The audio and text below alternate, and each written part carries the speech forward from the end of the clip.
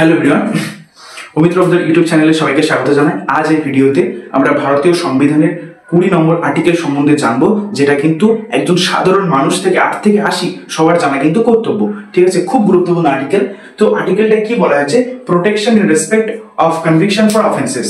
এর বাংলা মানে কি? এর বাংলা হচ্ছে কোনো ব্যক্তির বিরুদ্ধে এফআইআর আর কেস করলেই কিন্তু সেই ব্যক্তি অপরাধী হয়ে যাবে না, যতক্ষণ পর্যন্ত আদালত এটা মান্যতা দিচ্ছে না যে সেই ব্যক্তিটা অপরাধী। ঠিক আছে, তো এই আর্টিকেল 20 এর বিরুদ্ধে 3টে কিন্তু দণ্ডাদেশ ইন্ডিয়ান কনস্টিটিউশনে দেওয়া রয়েছে।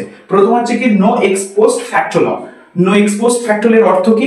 প্রচলিত যে সময় অপরাধ ঘটছে সেই সময়ের আইন অনুসারেই তাকে কিন্তু শাস্তি দিতে হবে। অর্থাৎ আমি একটা এক্সাম্পল দিয়ে বলি, রাম নামে একটা ছেলে আছে, সে 2025 সাল অর্থাৎ বর্তমান সময় সে কোনো অপরাধ করেছে আর কি। ঠিক আছে, তো সে থানায় গেল, ঠিক আছে, থানায় গিয়ে এফআইআর করেছে। কিন্তু তখন থানার বড়বাবু বলছে, দেখেন এই অপরাধটা খুবই মাইনর অপরাধ, এর জন্য কিন্তু ইন্ডিয়ান পিনাল কোডে কোনো রকম সেকশন নেই যেকে শাস্তি দেওয়া যাবে। তো ভালো কথা, সে ফিরে এলো।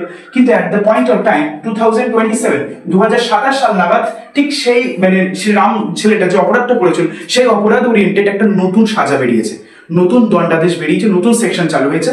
তখন সেই ব্যক্তিটা কি নতুন করে কোর্টে গিয়ে তার এফআইআর করতে পারবে? আর যদিও করে তখন কি সেটা লিগাল হবে? না। ঠিক 25 সালের অপরাধ 27 সালে কিন্তু শাস্তি দেওয়া যাবে না, এটা কিন্তু বেআইনি। এটা কিন্তু আর্টিকেল 27, এই আর্টিকেল 20 তে কিন্তু ভায়োলেশন হবে, এটা সম্ভব নয়। ঠিক আছে, সেকেন্ড হচ্ছে কি নো ডাবল জিওপার্ডি। নো ডাবল জিওপার্ডির অর্থ কি? এক ব্যক্তি অপরাধ করার জন্য সে কিন্তু একবারই শাস্তি পেতে পারে, একই অপরাধের জন্য সে কিন্তু বারবার শাস্তি পেতে পারে না। ঠিক আছে, থার্ড কি নো সেলফ। তো তৃতীয় নম্বর দণ্ডাদেশ কি? No self incrimination. No self ইনক্রিমিনেশনের মানে কি? অর্থাৎ যে কোনো ব্যক্তিকে জোরপূর্বক তার নিজের ইচ্ছার বিরুদ্ধে আদালতে গিয়ে সাক্ষী দিতে বাধ্য করা যাবে না। বর্তমান সময় আমরা বিভিন্ন সিনেমাতে দেখেছি যে পুলিশ থাকে, হ্যাঁ, সেই পুলিশ কি করে যে একটা ভিকটিমকে কি করে, তাকে জোর করে, তাকে ফোর্স করে, একে বলে যে এই আদালতে গিয়ে কিন্তু সত্যিটা বলবি। সে কিন্তু চুরি করেনি শালা, কিন্তু তবু তাকে ভিকটিম বানানো হয় এবং বলে এই স্বীকার করবি, কিন্তু হ্যাঁ স্বীকার করবি, কেননা জানে যে কোনো একটা থার্ড পার্টি এটা করেছে এবং এর দোষ একে চাপিয়ে দেওয়ার চেষ্টা করছে।